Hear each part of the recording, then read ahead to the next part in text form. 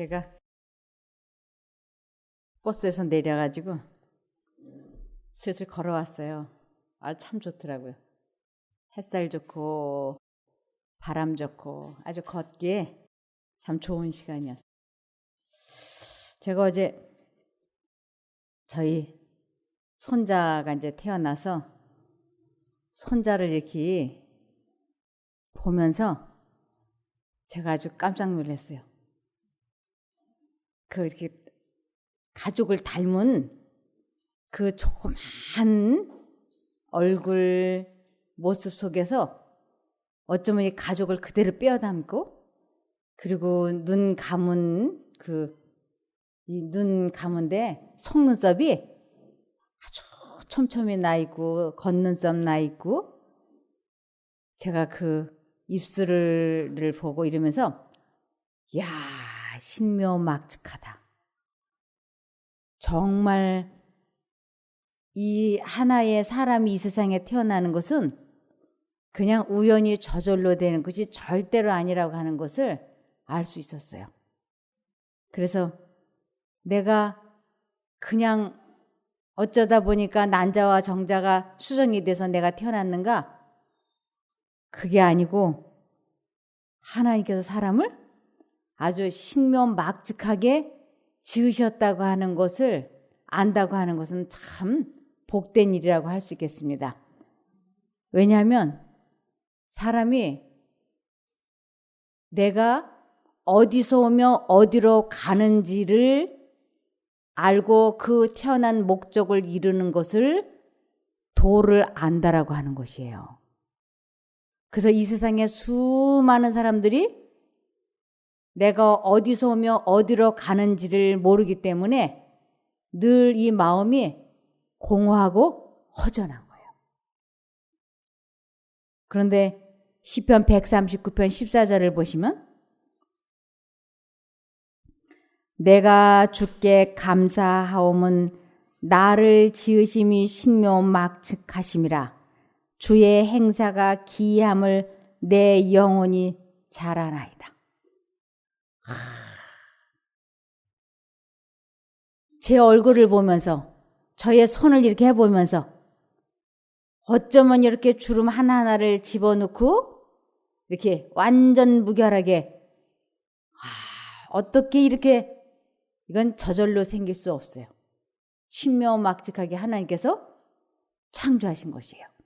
그래서 이렇게 해주신 것을 내 영혼이 아주 잘 알기 때문에 감사하다고.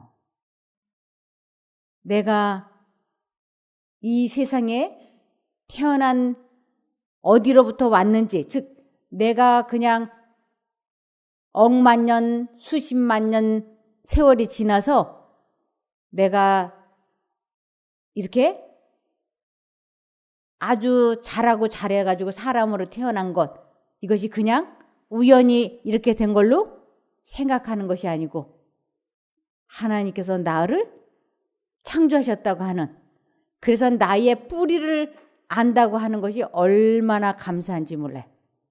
더 이상 방황하지 않을 수 있어요. 입양아들이 가장 고통스러워하는 게 뭐냐면 나의 뿌리를 몰라서 괴로워해요. 나는 누구인가? 이 나는 누구인가라는 그 질문은 나의 부모는 누구인가 하는 것이에요. 나의 부모는 누구인가? 그래서 내가 누구냐? 이것은 나의 뿌리를 찾고자 하는 열망인 거예요. 그래서 내가 어디서 오면 어디로 가는가? 이것을 에베소서 2장 10절에 확실하게 말씀을 해놓으셨어요. 너무너무 명확하죠? 우리는 그의 뭐한 바라. 내가 어디서 왔는지를 알려주는 거예요. 나는 하나님이 나를 창조해 주셨다. 그러면서 그리스도 예수 안에서 선한 일을 위하여 지으심을 받은 자니 그랬어요. 그리스도 예수 안에 있다고 하는 것은 예수님이 사람 마음속에 생각을 주입을 시킬 때 그 생각을 내 마음에 선택하는 것을 그리스도 안에 있다라고 얘기하는 것이에요.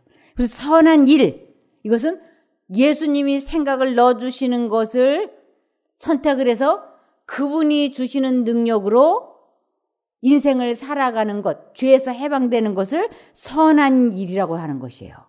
그래서 선한 일을 위하여 지으심을 받은 자니 이 일은 하나님이 전에 예비하사, 창조 전에 예비하사 우리로 그 가운데서 행하게 하려 하심이니라. 그래서 사람이 이 땅에 태어나서 해야 할 일은 계시록 14장 7절에 그가 큰 음성으로 가로되 하나님을 두려워하며, 이 두려워한다고 하는 것은 하나님을 경배, 경외, 순종 이런 뜻이에요. 경외하며 그에게 영광을 돌리라. 이는 그의 심판하실 시간이 이르렀음이니 하늘과 땅과 바다와 물들의 근원을 만드신 이를 경배하라 하더라. 우리가 이 세상에 태어나서 해야 하는 일은 하나님을, 우리의 창조주를 경배하는 것이라고요. 이것이 사람의 근본 목적이라고. 전도서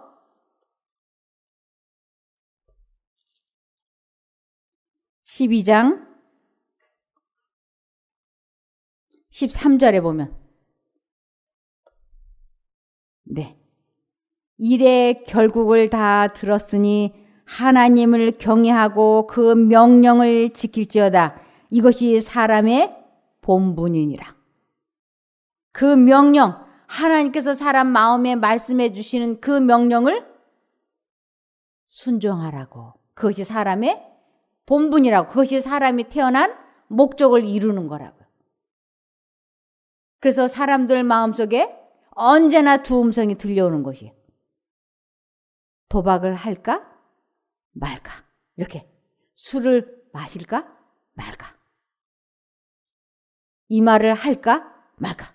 언제나 두 가지 생각이 들려오는데 여기에 하나님을 경외하고 그 명령을 지킬지어다. 이것이 사람의 본분이니라 그랬어요. 천만다행히도 내가 하나님의 명령을 순종하려고 할 때, 지키려고 할 때 내 힘으로는 불가능한 거예요. 그래서 내가 불가능해서 하나님을 선택만 하면 하나님께서 능력을 주셔서 하도록 도와주시는 것이에요. 이것을 아는 것이 우리들의 인생에 있어서 큰 복이 이르러 왔다고 하는 것이에요. 그래서 이 세상을 살면서 복 중에 아주 가장 큰 복은 시편 133편 3절이에요.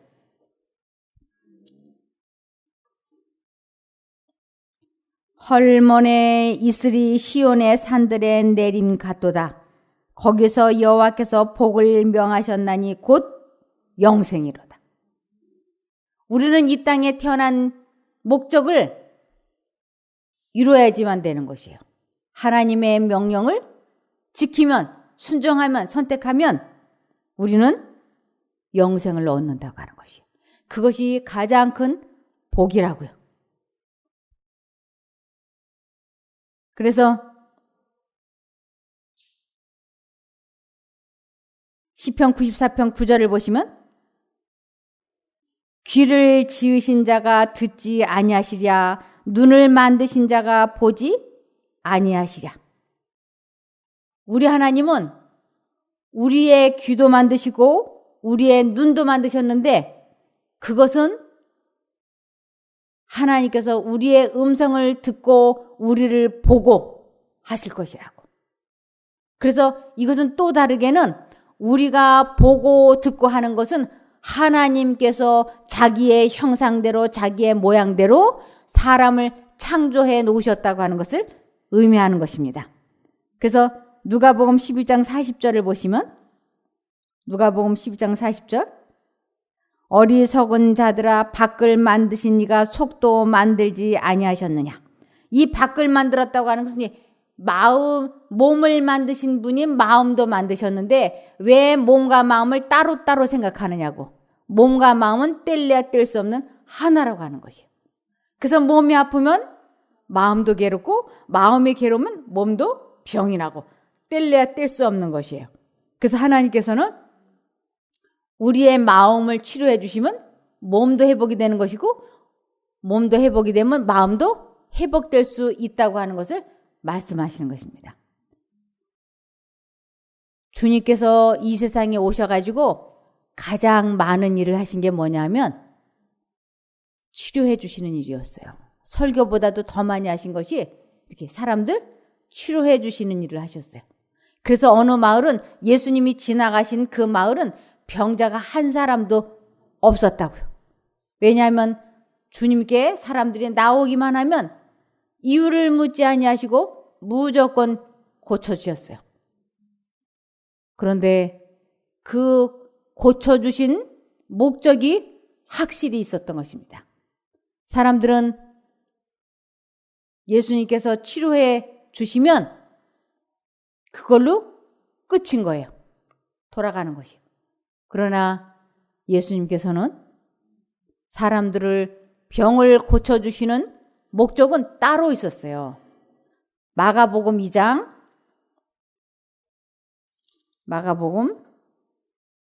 1, 2절을 보시겠습니다. 마가복음 2장 1, 2절. 수일 후에 예수께서 다시 가버나움에 들어가시니 집에 계신 소문이 들린지라 많은 사람이 모여서 문 앞에라도 용신할 수 없게 되었는데 예수께서 저희에게 도를 말씀하시더니 그랬어요. 주님께서는 아주 많은 사람들의 질병을 고쳐주시면서 하셨던 목적이 도를 가르쳐 주시려고. 도가 무언가? 예수님께서 하늘에서 오셔서 아버지 하나님의 뜻대로 순종의 생애를 살다가 부활하셔서 승천하셔서 천국에서 영원히 사실 것, 어디서 오며 어디로 가는지를 분명하고 명확하게 아는 것을 사람들에게 알려주시면서 내가 자취를 남겨놓고 갈 터이니 너희도 나와 같이 살면 천국에 올 거라고 하는 것을 가르쳐 주시기 위하여 그것을 도라 그러는데 그것을 알게 해주시려고 사람들에게 병을 고쳐주셨던 것이에요. 그래서 하나님께서는 우리들에게 베드로후서 1장 2절부터 보시면 베드로후서 1장 2절부터 보시면 하나님과 예수 그리스도를 아는 지식으로 은혜와 평강이 더욱 넘치기를 기도합니다. 여기 예수님과 예수 그리스도를 아는 지식으로 은혜와 평강이 더욱 넘치기를 바란다.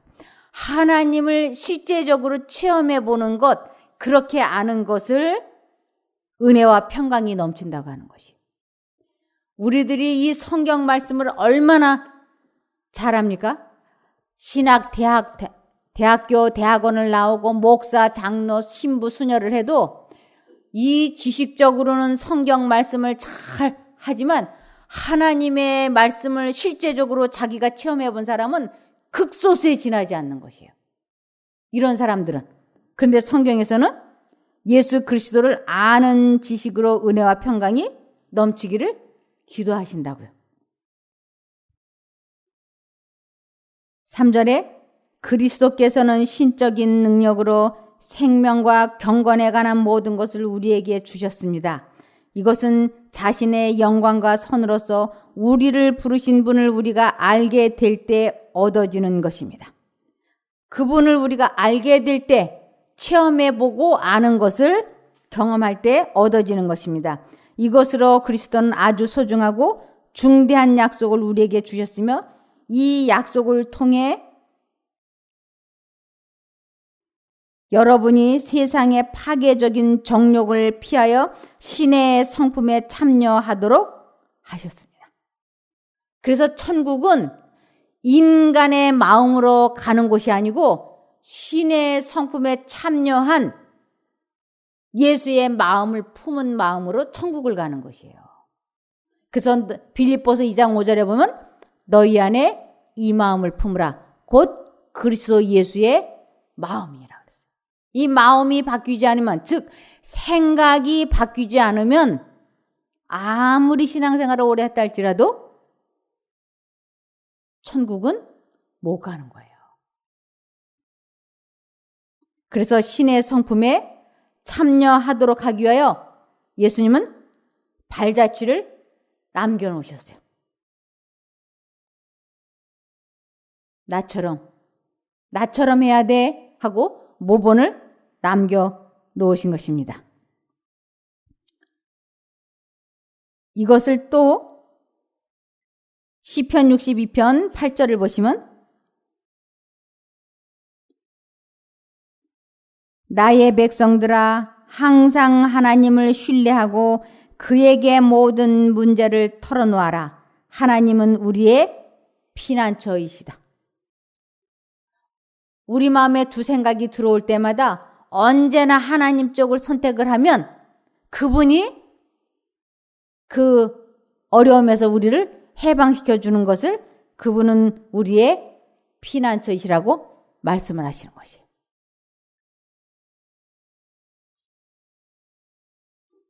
이 동네에 새 중에서 제일 큰 텃새가 있었잖아요. 그래서 저 위에 마을 아이들이 이 마을을 지나가려고 그러면 이 마을 아이들이 해방을 하는 거예요. 학교를 못 가게. 그래서 뭐 이렇게 시비 걸고 저렇게 시비를 걸고 괴롭히는 거예요. 그러는데 그 아이들이 여기 이렇게 지나가면서 그냥 이렇게 뒤만 돌아다 보면 이 동네 애들이 꼼짝을 못해요. 왜 이렇게 뒤만 돌아보면 이 동네 애들이 꼼짝을 못할까요? 아, 그 뒤에 그 부모가 지켜보고 있다고 하는 거. 그것만 아이들이 잊어버리지 않고 그렇게 뒤만 돌아보면 이 동네 애들이 그냥 길을 슬슬 피해주는 것이. 그래서 이 아이들의 피난처는 자기 부모인 거예요. 자기들이 뭐 힘이 세거나 능력이 있어서 아이들이 피하는 게 아니고 이 아이들의 피난처는 자기 부모가 뒤에 있다고 하는 것만 애들에게 신호만 하면 그냥 만사 형통하는 것이에요. 우리들도 마음이 어렵고 힘들 적에는 누가 지금 우리에게 온 거냐면 텃새가 온 거예요. 마귀가 우리에게 와가지고 좋지 않은 생각을 막 주입시키는 것이에요. 아, 여기가 아프네. 전이 됐나? 오늘 밤에 내가 잠을 잘 수 있을까? 이러다 내가 잘못되는 거 아니야?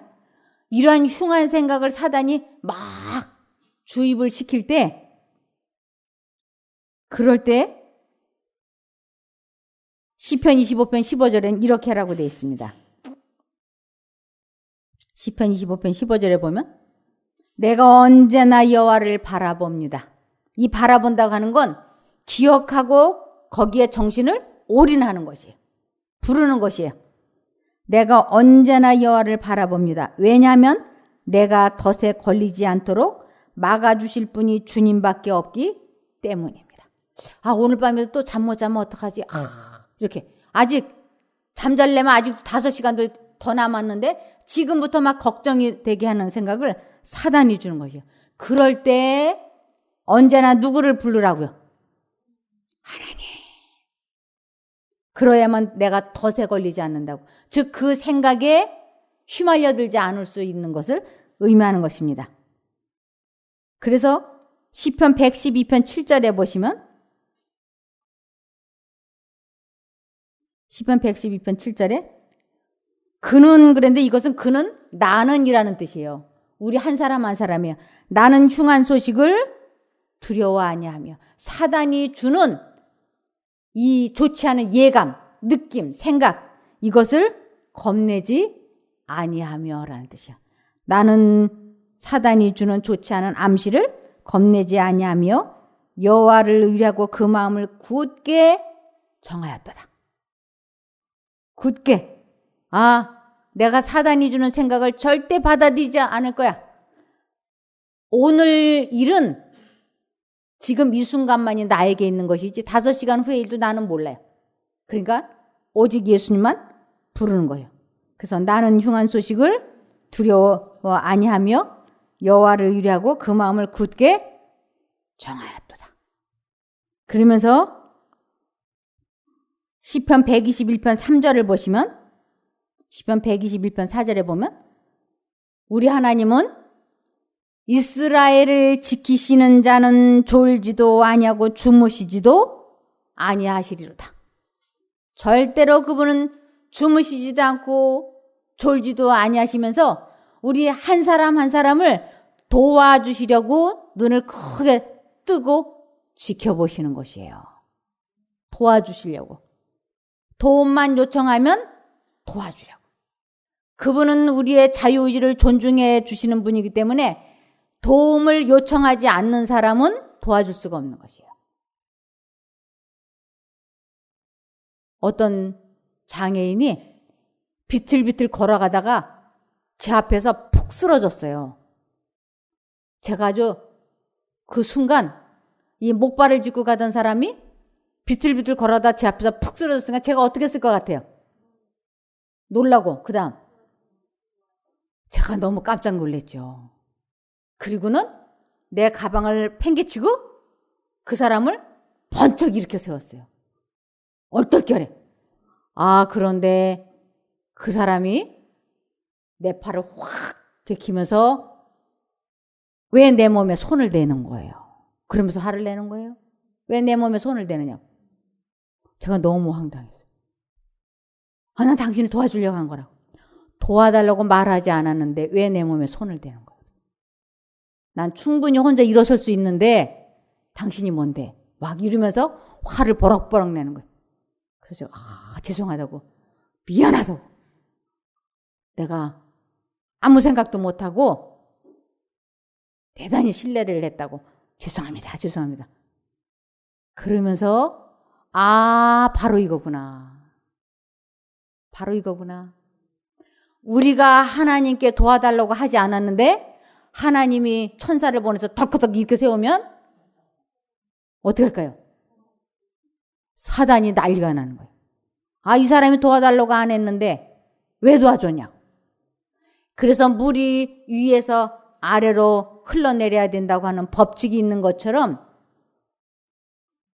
하나님과 사단은 사람 하나를 놓고 서로 자기의 생각을 주입을 시키는 것이에요. 그래서 내가 선택하는 대로 하나님이 아니면 사단이 능력을 주어서 언행을 할 수 있게끔 그렇게 규칙이 만들어져 있는 것이에요. 그러니까 하나님께서는 주무시지도 아니하시고 졸지도 아니하시면서 눈을 크게 뜨고 지켜보시는 이유는 하나님 하고 부르기만 하면 도와주시려고 이렇게 하고 기다리시는 거예요. 그분은 열망을 하시는 거예요. 우리를 치료해 주시기를, 도와주시기라도 열망을 하시는 것이에요.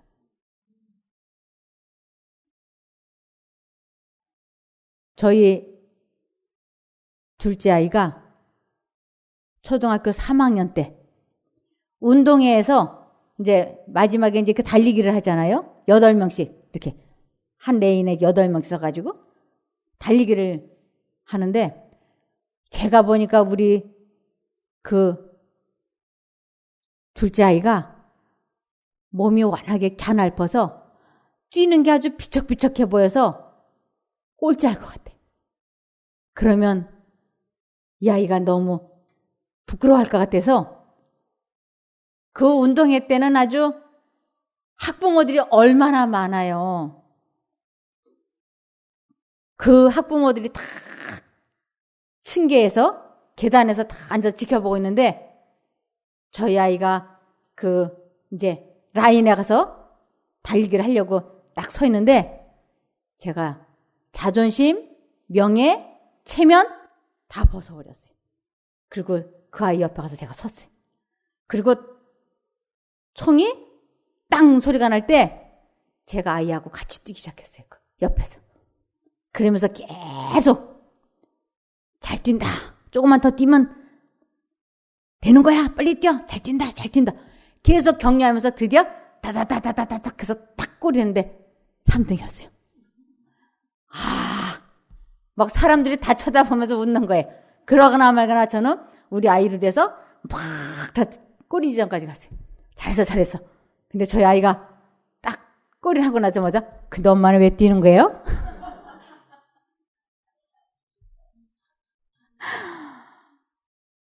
엄마는 왜 뛰었어요? 누구를 위해서? 저를 위해서 체면과 명예와 이런 걸 다 벗어버리고 격려하기 위해서 뛰어줬는데 근데 엄마는 왜 뛰었어요? 그러면서 아주 못마땅한 표정을. 아, 바로 이거구나. 내가 도움을 요청하지 않았는데 예수님이 나를 기가 막힐 웅덩이와 수렁에서 건져내 놓으면 예수님이 저를 여기서 건져내셨어요? 저는 도박하고 싶었는데 왜 도박 못하게 하셨어요? 난 담배 피우고 싶었는데 왜 나를 담배를 못 피게 하셨어요? 따질 거 아니겠어요? 아, 우리 아이가 엄마의 이 깊은 사랑을 알지 못해서 같이 뛰어놓고는 그래서 승리해놓고는 왜 엄마가 같이 뛰었냐고 항의하는 것처럼 우리가 도움을 요청하지 않는데 하나님께서는 도와줄 수가 없어요. 그래서 우리가 예수님! 하고 도움을 요청하면 즉시 도와주시려고 주무시지도 않고 졸지도 아니하시고 눈을 있는 데를 크게 뜨시고 지켜보고 계시는 것이에요. 그래서 우리는 그분의 눈동자 속에서 지금도 살고 있는 거예요. 제가 아주 마음이 많이 괴롭고 힘들 때 침대 위에 엎드려가지고 기도를 하는데 제 머릿속에 싹 스치고 지나가는 생각이 있었어요. 내가 마음 아파하고 괴로워하고 슬퍼할 때 주님이 나를 보고 계시겠구나. 그리고 내 눈에서 눈물이 흐를 때 우리 예수님의 심장도 같이 뛰겠구나. 제가 이걸 알았어요. 우리 아들이 기뻐할 때 제 심장도 같이 뛰었어요. 우리 아들이 슬퍼서 심장이 아플 때 제 심장도 같이 아팠어요. 아들과 나는 하나예요. 나와 하나님은 하나예요. 제가 그것을 생각하면서 하나님이 지금 나를 보고 계신다, 아시고 계신다 라고 할 때 제가 하나님께 기도할 때 아주 힘이 주어지는 것이에요. 하나님은 저를 아시잖아요. 저를 사랑하시잖아요. 그러니 저를 도와주세요. 그렇게 기도하자 제 마음이 그 괴롭고 슬프고 아팠던 마음이 쫙 사라지는 것이에요. 그래서 하나님께서는 아까 시편 62편 8절에 시편 62편 8절에 나의 백성들아 항상 하나님을 신뢰하고 그에게 모든 문제를 털어놓아라. 하나님은 우리의 피난처이시다. 이 모든 문제를 털어놓아라. 이것은 하나님께 기도하라 하는 것이. 그러면서 시편 62편 8절부터 보시면 시편 82편 6절 여기에 보시면 나는 너희가 뭐라고? 너희는 신들이라고. 신의 성품에 참여했기 때문에 우리를 하나님께서는 아들이라고 봐주시는 것이에요. 딸이라고 봐주시는 것이에요. 이것을 신의 성품을 가졌다고 해서 나는 너희가 신들이며 가장 높은 자의 아들이라고 말했으나 너희는 보통 사람처럼 죽을 것이며 일반 통치자들처럼 엎드러질 것이다. 나는 너희를 창조하되 예수님의 마음으로 기쁘고 행복하게 평안하게 살기를 원했지만 하나님을 믿지 아니함으로 선택하지 아니함으로 일반 사람들처럼 영생을 얻지 못하고 죽어 없어질 거라고 말씀하시는 것이에요. 그래서 시편 40편 1절을 보시면 우리는 선한 일을 위하여 지금 살고 있는데 그 선한 일이라고 하는 것은 자신의 잡념에서, 자신의 감정에서, 자신의 이기심에서, 자신의 욕망에서 해방되어지는 생애를 사는 것을 선한 일이라 그러고 기가 막힐 웅덩이와 수렁에서 건짐을 받는다라고 하는 것이에요. 시편 40편 1절부터 보시면 내가 여호와를 기다리고 기다렸더니 귀를 기울이사 나의 부르짖음을 들으셨도다. 이 부르짖음, 이것은 소리를 내어서 기도하라는 것이 아니에요. 이 부르짖었다고 하는 건 포기하지 말고 끝까지 드려지는 기도라는 뜻이에요. 포기하지 말고 끝까지. 그래서 내가 여호와를 기다리고 기다렸더니, 그래서 내가 포기하지 않고 끝까지 기도를 드렸더니 나의 부르짖음을, 내 기도에 응답하셨더라. 나를 기가 막힐 웅덩이와 수렁에서 끌어올리시고 내 발을 반석 위에 두사 내 걸음을 경고케 하셨도다. 새 노래 곧 우리 하나님께 올릴 찬송을 내 입에 두셨으니 많은 사람이 보고 두려워하여 여호와를 의지하리로다. 이 기가 막힐 웅덩이와 수렁은 모든 사람들에게 다 있는 것이에요. 어떤 사람은 질병, 어떤 사람은 이기심, 어떤 사람은 술 문제, 어떤 사람은 도박 문제, 어떤 사람은 정신병, 어떤 사람은 쇼핑 중독, 이렇게. 그러면서 어떤 사람은 사람을 너무너무 미워하는, 어떤 사람은 감정 조절을 하지 못해서 감정에 휘말려 사는, 이렇게 하나님을 최우선순위에 두지 못하게 하는 그 모든 것들을 다 기가 막힐 웅덩이와 수렁이라고 말씀하시는 것입니다. 그래서 내가 어떠한 경우에도 내 감정을 폭발하지 않겠다, 굳게 결심을 하고 하나님을 부르면, 선택하면 그분이 나를 그 기가 막힐 감정, 분노에서 해방시켜주는 것을 체험하는 것을, 하나님을 만났다, 하나님을 안다, 하나님을 믿는다, 하나님을 사랑한다라고 하는 것이에요. 수많은 사람들이 이 세상에 살면서 하나님을 믿지만 가장 중요한 것이 뭔가?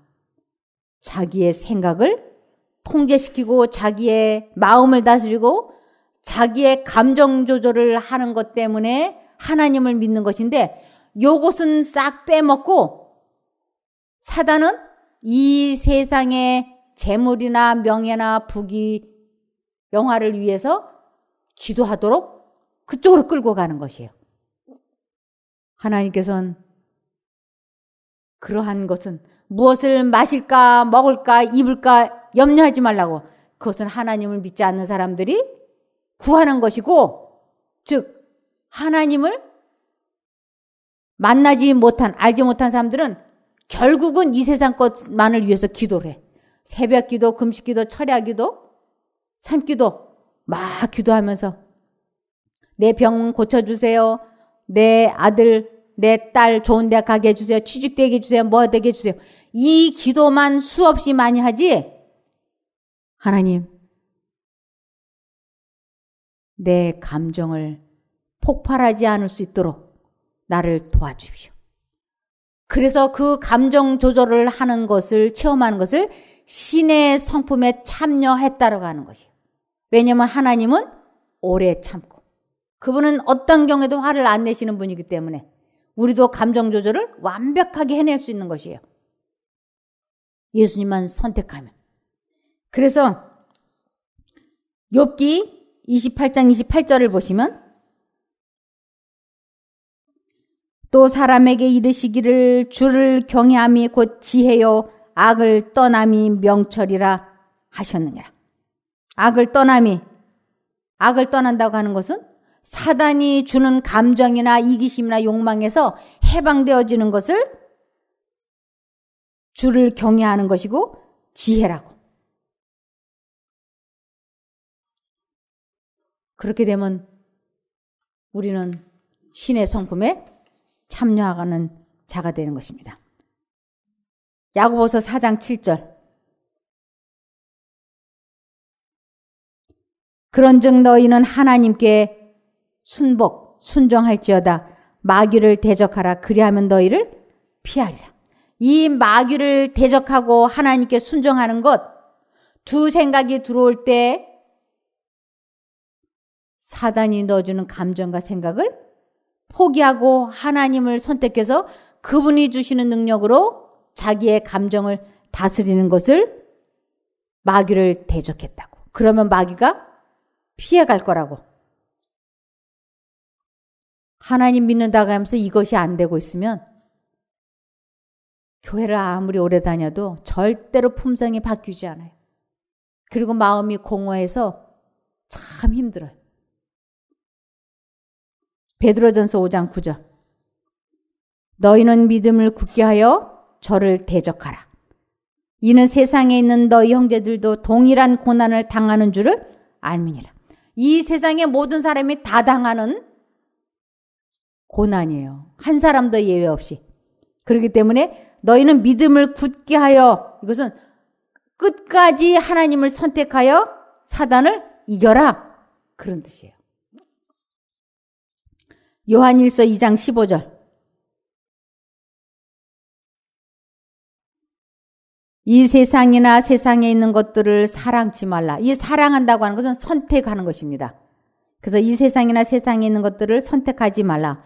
누구든지 세상을 선택하면 아버지의 사랑이 그 속에 있지 아니하니 그랬어요. 매 순간마다 우리는 하나님의 음성을 선택해야지 되는 것이에요. 잠언 8장 36절. 잠언 8장 36절.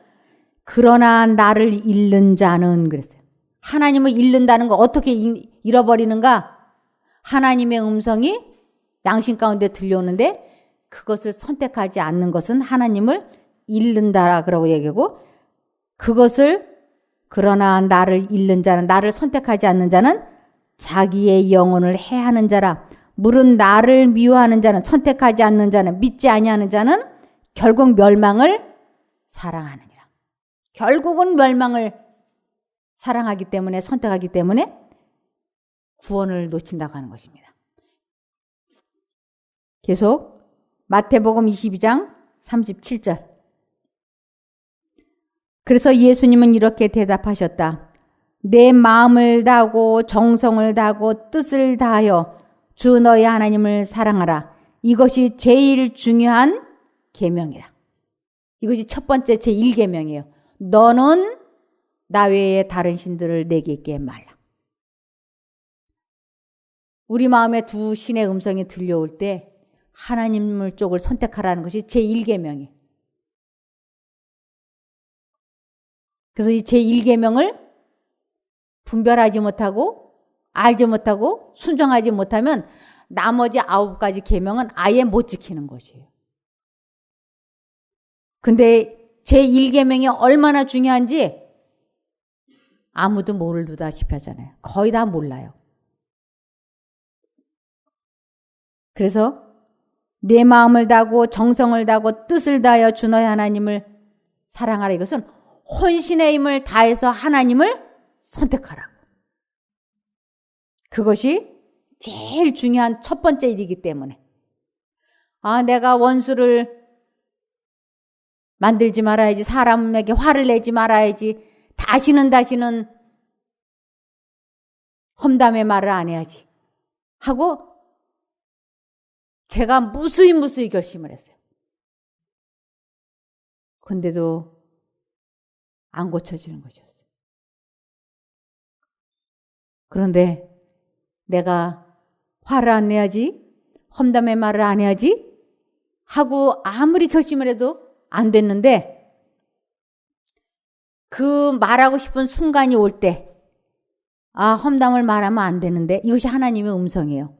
요번 한 번만 말하고 내일부터 참아. 이것이 사단이 주는 생각이에요. 이 두 가지 생각이 들어올 때 내가 이 험담의 말을 안 해야 되겠다 하고 굳게 결심을 하고 하나님을 부르기 시작을 하면 하나님께서 나를 그 험담을 말하고 싶은 그 감정에서 해방시켜 주세요. 이것을 경험하는 것을 하나님을 만났다, 하나님을 안다, 하나님을 사랑한다고 얘기하는 것이에요. 그래서 이 체험을 하는 것을 시편 66편 16절에 하나님을 두려워하는 너희들아 다 와서 들으라. 하나님이 내 영혼을 위하여 행하신 일을 내가 선포하리로다. 제가 이런 설교를 계속 하잖아요. 이것은 제가 감정 조절을 하지 못해서 얼마나 제 인생이 어려웠는지 몰라요. 아무리 감정 조절을 하려고 해도 되지를 않는 거예요. 너무너무 괴로운 거예요. 아이들에게도 끊임없이 잘못하고 남편에게도 끊임없이 잘못하는 거죠. 하루에도 12번도 더 짜증이 나고 신경질이 나서 폭발하는 것이에요. 감정이 가라앉고 나면 미안해, 내가 잘못했어, 다시는 안 그럴게. 이 이야기를 10년, 20년, 30년, 40년을 하고 사는 것이 아주 지겨운 거예요. 내 자신이 내가 지긋지긋하게 싫은 거예요. 내가 언제까지 이런 식으로 살아. 가족들도 아주 다 손발 다 들고 미안해 그러면 됐어 제 남편이 난 당신하고 결혼한 것이 너무너무 후회가 돼서 오토바이를 타고 가다 전봇대를 들이받아서 죽어버리고 싶다고 저한테 그렇게 얘기할 때 제가 아주 충격을 너무 크게 받았어요. 제가 그 말을 듣고 몇 날 며칠 잠을 자지 못했어요. 내가 왜 이런가? 왜 이런가?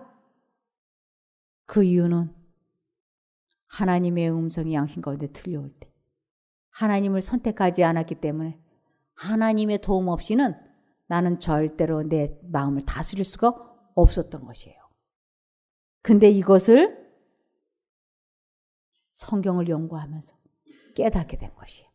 잠언 4장 23절에 보면 그 무엇보다도 내 마음을 지켜라. 여기서부터 생명의 샘이 흘러나온다. 이 마음을 지킨다는 것, 사단이 넣어주는 생각을 거절하는 것, 포기하는 것, 받아들이지 않는 것이 모든 승리의 해결점이라고. 그래서 제 마음속에 남편에 대한 신경질, 짜증이 확 올라올 때 분명히 하나님의 음성이 스치고 지나가는 것이. 또 이 감정 폭발하고 나면 또 미안하다고 또 똑같은 말로 잘못했다고 사과하겠지? 그리고 후회하겠지? 이것이 하나님의 음성인 거예요. 이제 스톱해야 돼. 이제 더 이상 이렇게 살면 안 돼 하는. 근데 요번 한 번만 화내고 내일부터 참아. 두 가지 생각이 들어올 때 제가 마음으로 무릎을 꿇었어요. 하나님, 저 이제 더 이상 이런 식으로 안 살겠습니다. 제가 참다가 뇌출혈이 와서 죽으면 그냥 죽겠습니다. 이제 정말 화 안 낼 거예요. 도와주십시오. 그리고 제가 마음으로 굳게 결심을 하고 입을 다물고 예수님만 부르기 시작했어요. 근데 이것이 얼마나 힘든지 몰라요. 요번 한 번만 폭발하고 내일부터 참아 하는 그 감정, 생각이 회오리 바람처럼 치고 들어오기 때문에. 근데 제가 계속 하나님을 불렀어요. 제가 할 수 있는 일이라고는 결심하고 하나님을 부르는 것밖에 다른 건 할 수가 없었어요. 근데 제 결심이 확고부동하게 되었을 때 갑자기 제 마음속에 아주 그 뜨거운 감정이 샥 사라지면서 하늘에서 그 평강과 은혜가 제 마음속에 꽉 충만해지는 것이었어요. 그것을 체험하는데 너무너무 놀라운 경험이었어요. 그때 다시 하나님께서 제 마음에 말씀하셨어요. 내가 하나님을 만났다. 이렇게. 이것을 하나님을 만났다고 하는 거죠. 그리고는 그 후로 식욕에나 정욕에나 감정에나 이기심에나 열등감에나 분노에나 언제나 이것을 응용하기 시작했어요. 굳게 결심하고 하나님을 부르고 굳게 결심하고 하나님 부르면 내 결심만 확고부동하면 아주 순간순간 하나님께서 도와주셨어요. 그래서 그 기가 막힐 웅덩이와 수렁에서 계속 해방되는 것을 체험할 수 있었습니다. 시편 50편 15절.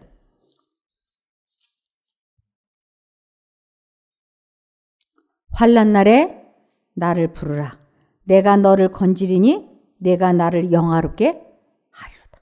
이 마음이 괴로울 때, 분노로 폭발하고 싶을 때, 상대방에게 악을 쓰고 싶을 때 결심하고 하나님을 부르면 그 기가 막힐 웅덩이와 수렁에서 하나님께서 우리를 건져주신다고 약속하셨어요. 로마서 10장 13절. 로마서 10장 13절. 누구든지 주의 이름을 부르는 자는 구원을 얻으리라. 누구든지. 한 사람도 예외 없이. 빌립보서 4장 13절. 빌립보서 4장 13절. 내게 능력 주시는 자 안에서 내가 모든 것을 할 수 있느니라. 모든 것. 감정 조절, 생각을 통제시키는 것 다 할 수 있어요. 뭐만 갖고 있으면. 하나님을 선택하기로 뜻을 가지고 하나님을 선택만 하면 되는 거예요. 아무리 오래된 정신병도, 아무리 오래된 질병도 굳게 결심하고 하나님 부르면 하나님께서는 역사하세요. 문제는 우리들이 안 하고 있기 때문에. 그래서 베드로전서 1장 23절에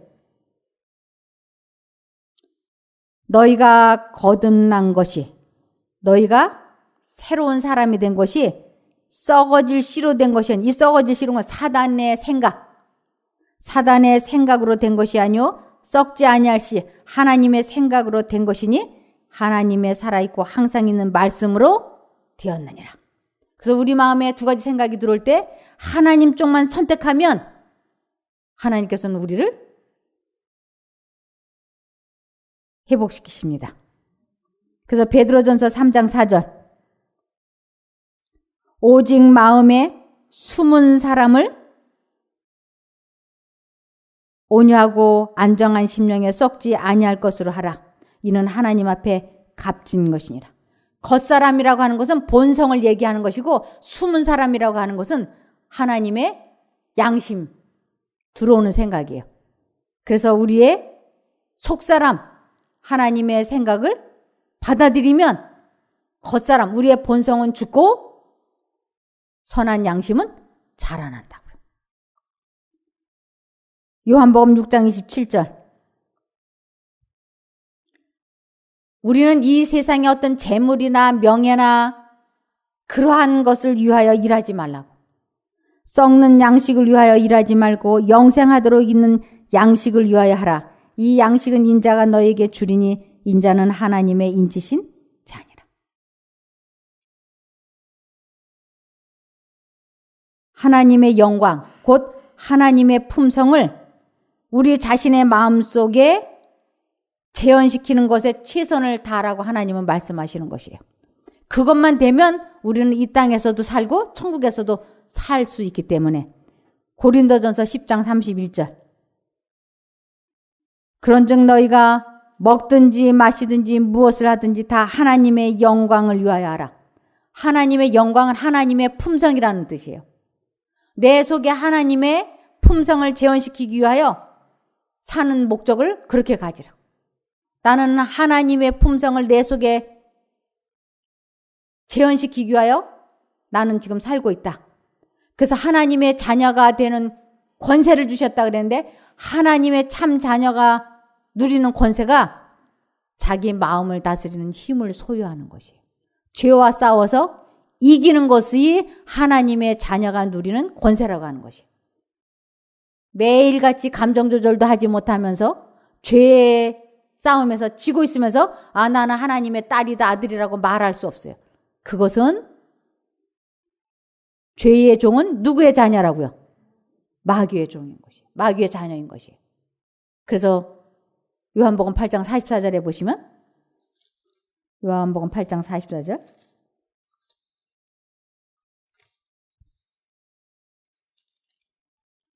너희는 너희 아비 마귀에게서 났으니 너희 아비의 욕심을 너희도 행하고자 하느니라. 저는 처음부터 살인한 자여 진리가 그 속에 없으므로 진리에 서지 못하고 거짓을 말할 때마다 제 것으로 말하느니 이는 저가 거짓말장이요 거짓의 아비가 되었습니다.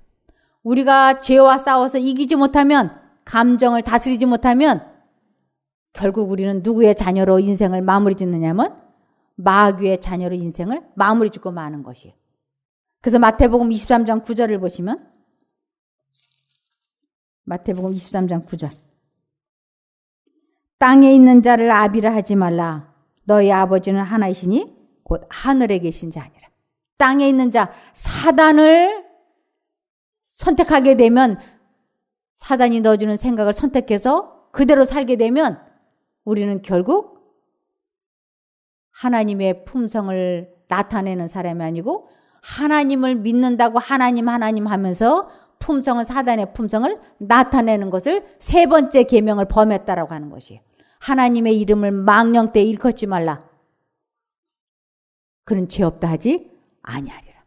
죄 없다 하지 아니하는 건 용서를, 그것은 거절한 것이다. 하나님의 용서를 거절한 것이다. 그래서 하나님의 이름을 망령되이 일컫는다는 건 하나님을 믿는다고 하면서 하나님의 품성이 아닌 사단의 품성을 나타내는 것을 의미하는 것이에요. 그래서 우리가 자신과의 싸움에서 이기게 될 때 참자녀가 되는 것이고, 참자녀가 누리는 권세는 자기 자신과의 싸움에서 승리하는 것을 의미해요. 그래서 이 신앙에 이기는 자만이 천국에서 예수님이 우리 데리러 오실 때, 그때 당신의 참자녀는 아버지 하나님께서 이름을 지어주신 것이는데 그 이름으로 불러서 데려가신다고 하는 것이에요. 그 이름은 받는 자와 하나님과 둘만이 안다고 돼 있어요. 우리가 예수님 오시는데 내 이름이 김종숙이라고 불려지는 것이 아니고, 아버지 하나님께서 나를 당신의 자녀로 인을 쳐주시면 제 이름이 달라져서 불려진다고 하는 것인데, 그때 알아듣는 사람은, 옆에 있는 사람은 못 알아듣는데 나는 알아듣는다고 하는 것이에요. 한 번도 듣도 못했던 나의 새 이름을 아버지께서 불러주실 때 나는 알아듣는다고 돼 있어요. 요한계시록 2장 17절.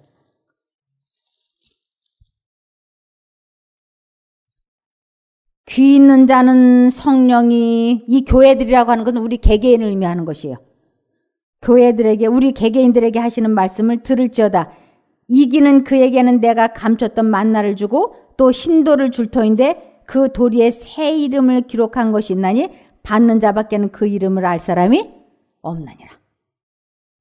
우리 모두 새 이름으로 아버지께서 부르실 때 응답할 수 있게 되기를 바라며 말씀을 마치겠습니다. 기도할까요? 하늘에 계신 저희들의 아버지 하나님, 저희가 이 땅에 태어난 목적을 알고 선한 일을 위하여 살 수 있게 해주시니 감사드립니다. 매 순간마다 주님을 선택하고 의지함으로 자아와의 싸움에서 승리하는 저희가 되게 도와주시옵소서. 주님께서 곧 오신다고 주 맞을 준비하라고 하고 있는데 자신과의 싸움에서 지고 있다면 주님 오시면 멸망입니다.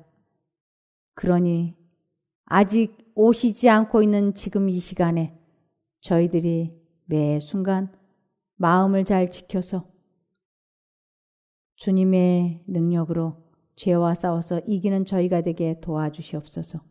하나님의 참 자녀가 되는 복을 받을 수 있게 도와주시기를 예수님 이름으로 기도드리옵나이다.